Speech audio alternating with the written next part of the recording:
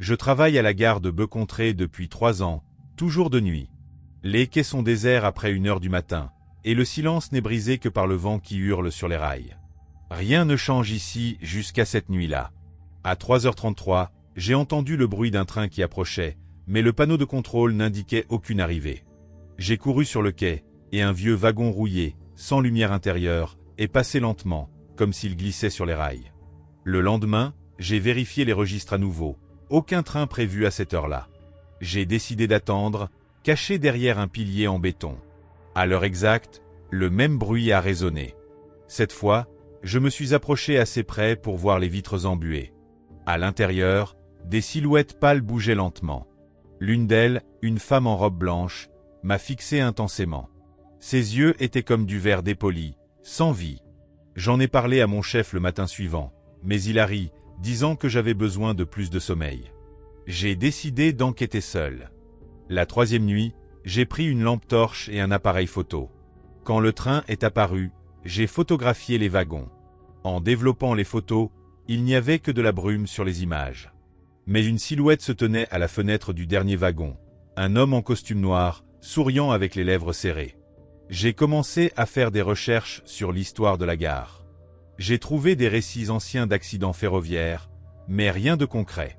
Jusqu'à ce que, dans les archives poussiéreuses, je découvre un journal de 1954.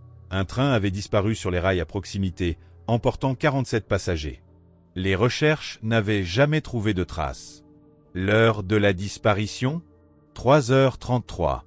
La 4e nuit, la peur se mêlait déjà à la curiosité. Le train est arrivé comme d'habitude, mais cette fois, il semblait plus réel. Les portes grinçaient en s'ouvrant légèrement, comme une invitation. Mes pieds ont bougé tout seuls jusqu'au bord du quai. À l'intérieur, j'ai entendu des chuchotements dans une langue que je ne reconnaissais pas. Une voix, cependant, s'est démarquée. « Joël, tu es déjà l'un des nôtres. » J'ai reculé, trébuchant sur mes propres pieds. Le train est parti, laissant une odeur de brûlé dans l'air. Je suis retourné à la cabine de contrôle, tremblant. Au sol, j'ai vu une photo tomber. C'était la femme en robe blanche. Son visage était sur les affiches de disparus collées dans la gare. Elle s'appelait Rebecca et avait disparu en 1987. J'ai passé le jour suivant à examiner les affiches de disparus. Il y en avait des dizaines, des enfants, des personnes âgées, des adultes. Tous avaient quelque chose en commun, ils avaient disparu après minuit, près des rails. Une fille de 8 ans, disparue en 2001, souriait sur sa photo. La nuit précédente, j'aurais juré l'avoir vue dans le train, avec une robe bleue déchirée. J'ai décidé de prendre plus de risques. La nuit suivante, je suis resté à 2 mètres du train. Cette fois, les vitres étaient moins embuées. J'ai vu un homme qui vendait des journaux à la gare. Il avait disparu il y a 6 mois. Ses doigts traînaient sur la vitre, laissant des traces de sang séché. Il m'a pointé du doigt, et les autres passagers ont tourné la tête à l'unisson. J'ai couru jusqu'à la cabine, mais quelque chose m'a fait regarder en arrière. Le train était toujours là, à l'arrêt.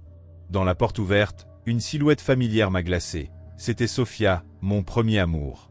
Nous nous étions séparés il y a 10 ans, après qu'elle ait disparu sans explication. Son visage était pâle, mais c'était elle. Elle a tendu la main, comme pour demander de l'aide. « Sophia !» ai-je crié, mais elle n'a pas réagi. Ses yeux étaient vides, et ses vêtements étaient les mêmes que le jour de sa disparition. Le train a commencé à bouger, et j'ai couru à côté, essayant de l'atteindre. Elle a ouvert la bouche, mais seul un gémissement rauque en est sorti. Je suis tombé au sol, éraflant mes genoux, tandis que le wagon disparaissait dans l'obscurité. Le lendemain matin, je suis retourné à l'endroit où Sophia était apparue. Au sol, il y avait une broche que je lui avais offerte pour son anniversaire. Elle était froide, comme sortie d'un congélateur. Je l'ai montrée à mon chef, mais il ne se souvenait pas de Sophia. « Il n'y a jamais eu d'employé avec ce nom ici », a-t-il dit, confus. Les registres l'ont confirmé, elle n'avait jamais existé. Cette nuit-là, je n'ai pas pu résister. Je suis retourné sur le quai avec la broche en main. Le train est arrivé, et Sophia était là, cette fois à la première fenêtre. Ses lèvres ont formé un mot, « Viens ». Les passagers frappaient aux vitres, comme s'ils imploraient. J'ai senti une force tirer mon corps vers l'avant. C'était comme si les rails murmuraient mon nom. Je me suis préparé à monter à bord la nuit suivante. J'ai laissé une lettre dans la cabine, expliquant tout. Je n'ai pris qu'un couteau de poche et une photo de Sofia. Si elle était là, peut-être que je pourrais la ramener. Ou au moins comprendre ce qui s'était passé. À 3h15, j'étais déjà sur le quai, en sueur froide. Le train est arrivé à l'heure. Cette fois, les portes se sont ouvertes complètement, et une lumière ambre a clignoté à l'intérieur. J'ai respiré profondément et je suis monté. Immédiatement, l'air est devenu glacial, et les portes se sont refermées derrière moi. J'ai regardé en arrière. Le quai était vide, comme si je n'avais jamais existé là. Le wagon était plus grand à l'intérieur. Des rangées de bancs en bois fissurés s'étendaient à perte de vue. Les passagers étaient assis, immobiles. Certains ont tourné la tête lentement. Un homme sans mâchoire balançait une montre de poche cassée. Un enfant fredonnait une berceuse en boucle. J'ai marché dans l'allée, appelant Sofia. Les chuchotements ont augmenté, faisant écho à des mots dans des langues mortes. Une femme âgée a saisi mon poignet. Sa peau était collante, comme de la cire fondue. « Fuis !» a-t-elle grogné, avant de se désintégrer en cendres. J'ai toussé, sentant le goût du charbon dans ma bouche. Au fond du wagon, j'ai vu Sofia assise, regardant par la fenêtre. J'ai couru vers elle, mais son visage s'est déformé quand je l'ai touchée. Sa bouche s'est déchirée jusqu'aux oreilles, et ses yeux sont devenus des trous noirs. « Tu n'aurais pas dû venir », a-t-elle dit avec des voix superposées, comme une foule. Les passagers se sont levés, m'entourant. J'ai essayé de fuir, mais le wagon s'étendait à l'infini. Les murs saignaient un liquide sombre, et le sol s'est dissous dans la brume. Les visages autour de moi étaient maintenant des monstres. Peau écaillée, os exposés, yeux flamboyants. Ils répétaient à l'unisson « Douleur et souffrance, douleur et souffrance, douleur et souffrance ». La dernière chose que j'ai vue était Sofia riant, avant que tout ne devienne noir. Je me suis réveillé sur un banc dur, le train oscillant. Les fenêtres montraient un ciel noir, sans étoiles.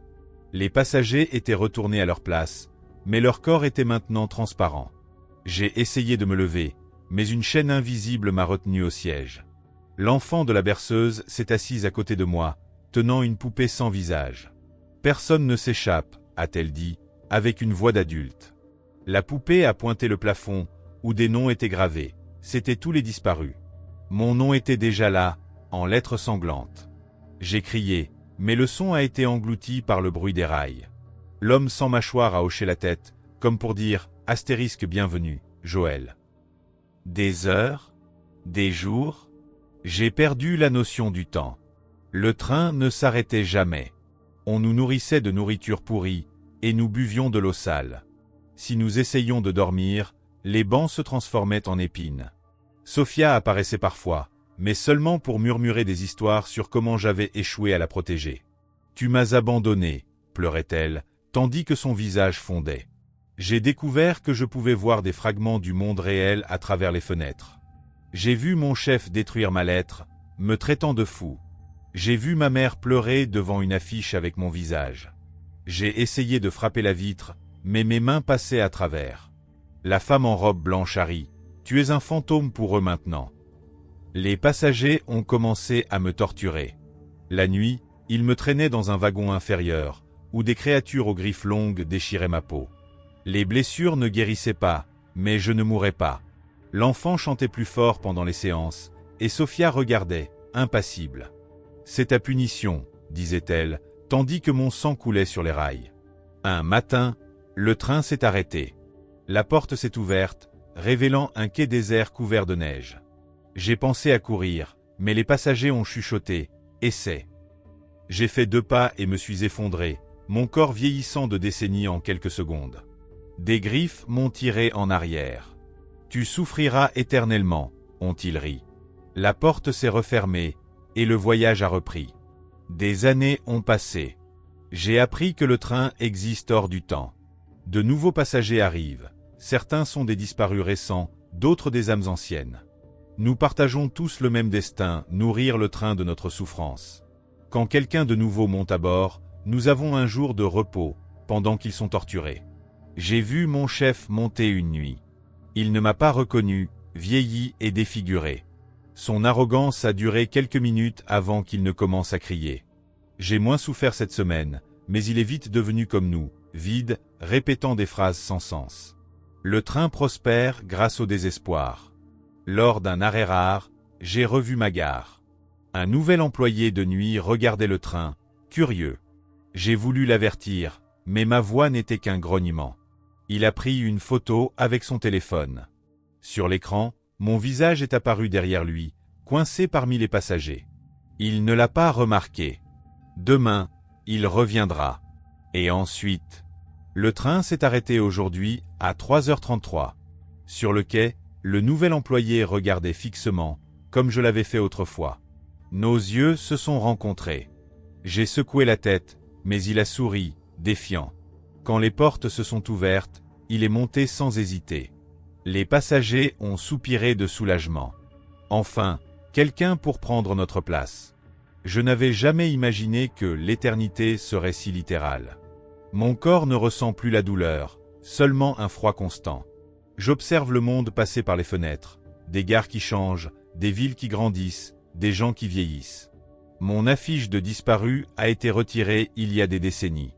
Personne ne se souvient de moi. Le nouvel employé est rapidement devenu comme nous.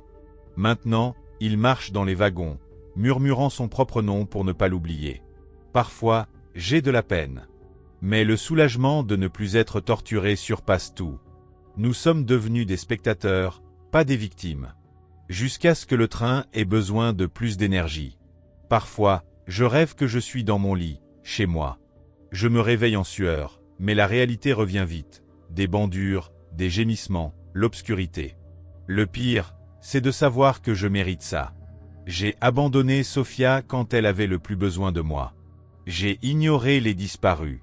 Maintenant, je paie pour chaque erreur. Aujourd'hui, j'ai vu mon reflet dans une vitre.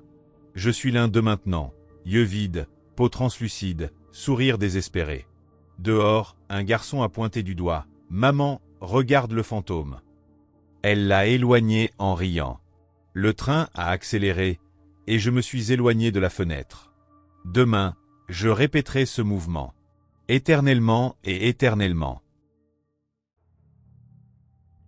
Alors, vous avez aimé cette histoire? J'espère que vous avez apprécié chaque seconde.